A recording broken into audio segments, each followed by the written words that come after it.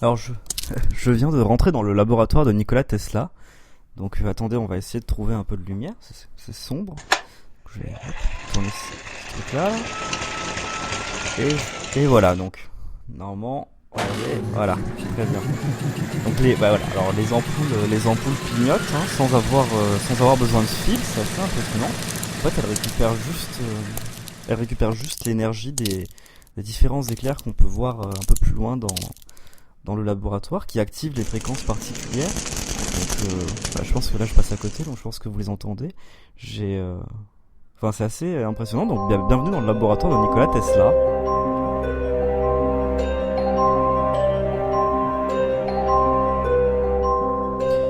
Alors nous avons eu le privilège d'être invités dans ce laboratoire incroyable où l'homme a inventé des dizaines de concepts qui ont révolutionné le monde d'un point de vue de l'énergie, de l'électricité.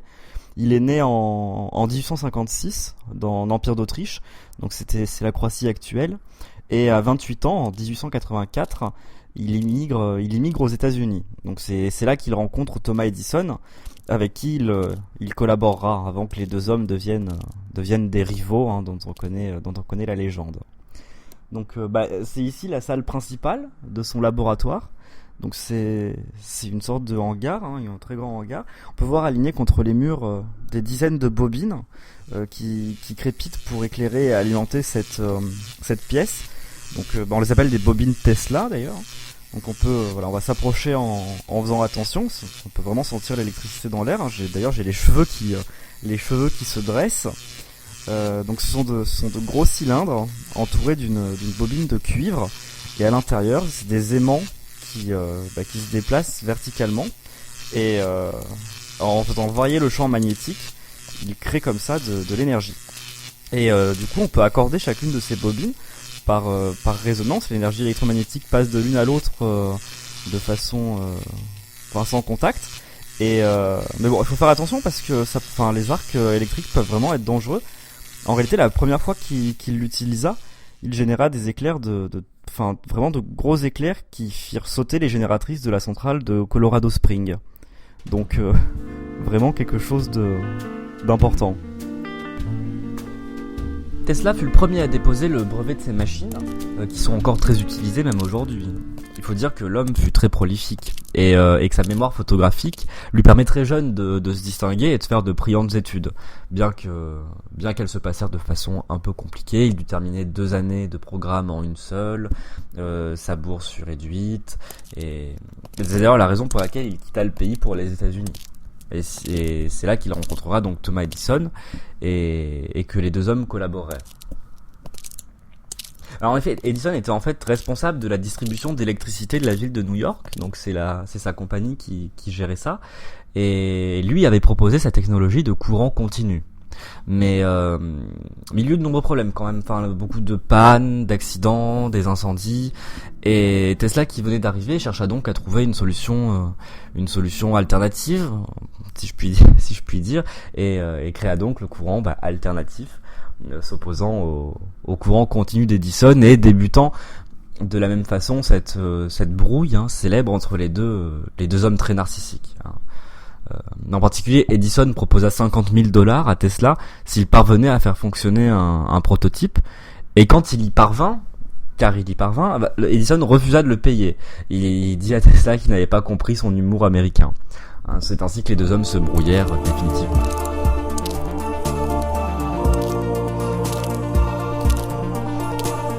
Alors j'entre là dans la salle des machines.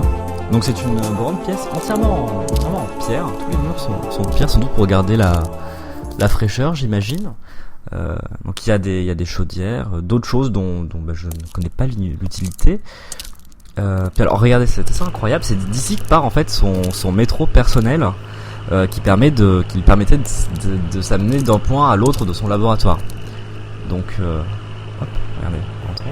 Donc alors c'est assez surprenant en fait. La carlingue est entièrement en verre, c'est-à-dire que c'est une sorte de cylindre, et puis alors on voit tout autour. Donc je peux regarder sous mes pieds, je vois le sol, le plafond. Alors regardez, on va essayer. Par exemple, on va essayer d'aller au sommet du laboratoire pour voir son antenne. Alors je sais pas, c'est pas très compliqué. Voilà. Hop. Alors, donc voilà, là on se déplace. Hein. Ah, alors là on est, alors c'est, oh, alors on est en train de passer sur une cascade. Donc il y a l'eau qui tombe sur le toit du métro.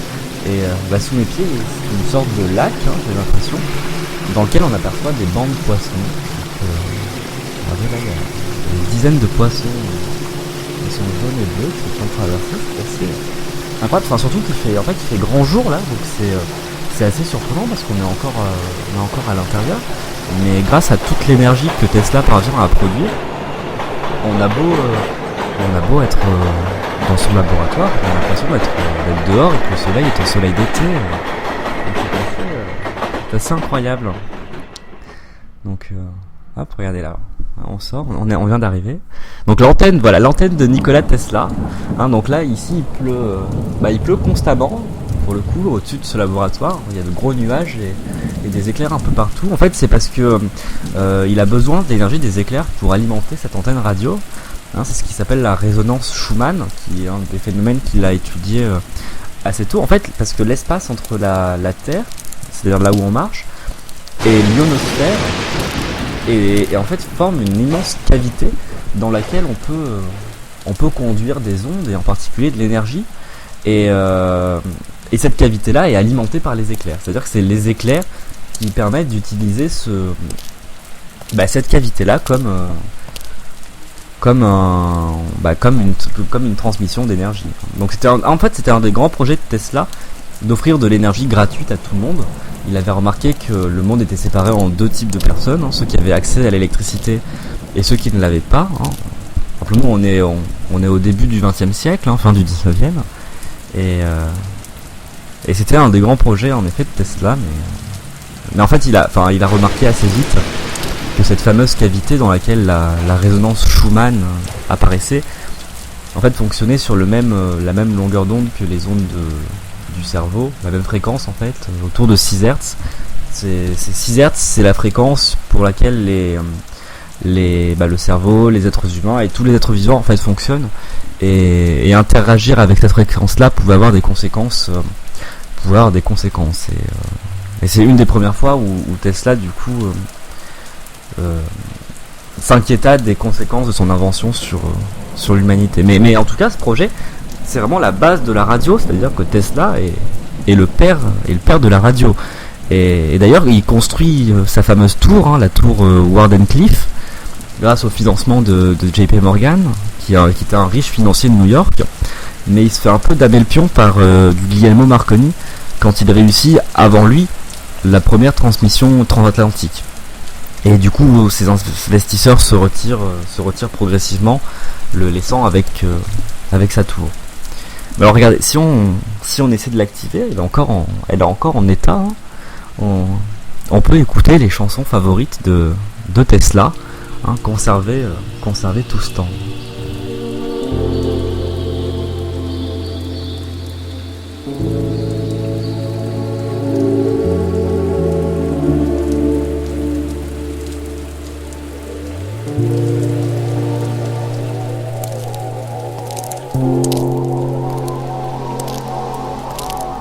Donc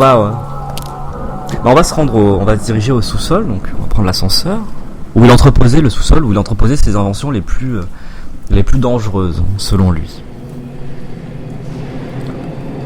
Alors pendant ce temps, alors après son altercation avec Edison, Tesla ira travailler avec George Westinghouse.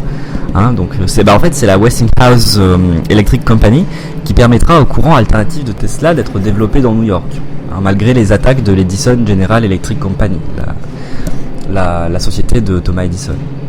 Mais ces attaques furent en réalité très très violentes, hein, à ce moment-là. C'était vraiment particulier. Et Edison mena vraiment une intense campagne de lobbying pour décrédibiliser Tesla.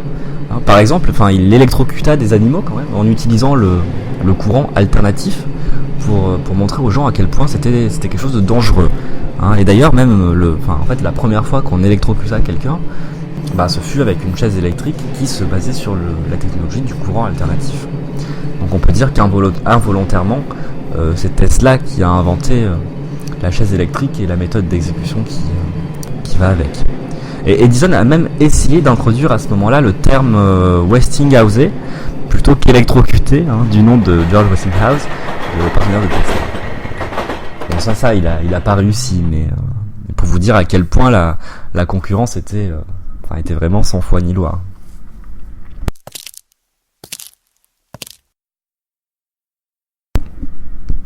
Alors ici, la pièce est vraiment beaucoup plus sombre. On sent une différence d'atmosphère.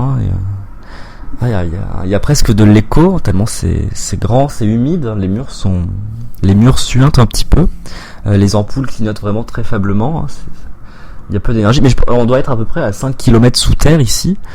Donc, c'est vraiment le côté obscur de Nikola Tesla.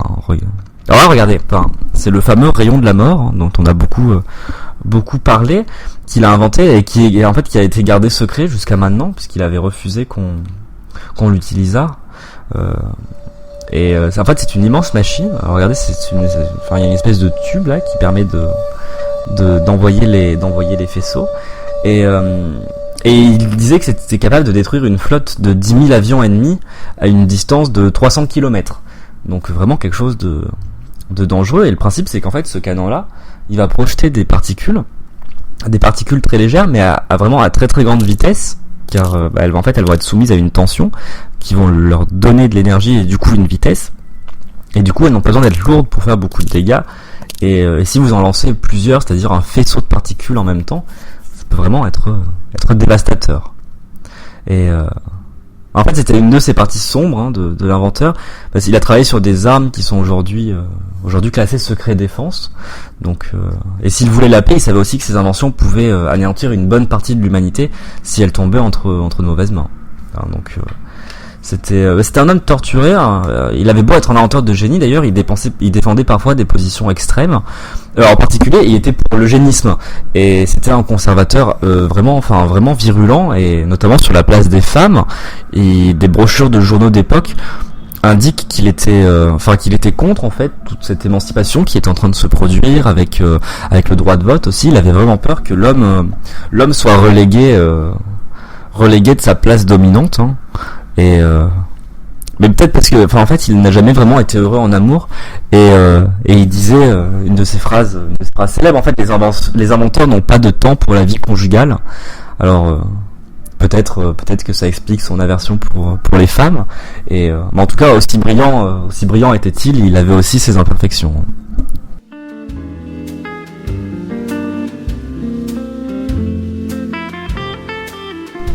Et c'est le 7 janvier 1943 qu'il meurt à New York, d'une façon assez bête. En fait, il marchait sur la rue et il manque d'être renversé par un taxi, et il fait une mauvaise chute, et c'est quelques jours après du coup qu'il meurt. Donc qu'il meurt complètement ruiné et couvert de dettes, puisque la fin de sa vie ne s'était pas passée comme il aurait espéré. Et en tout cas, il laisse derrière lui 150 inventions et 300 brevets. Donc une œuvre considérable.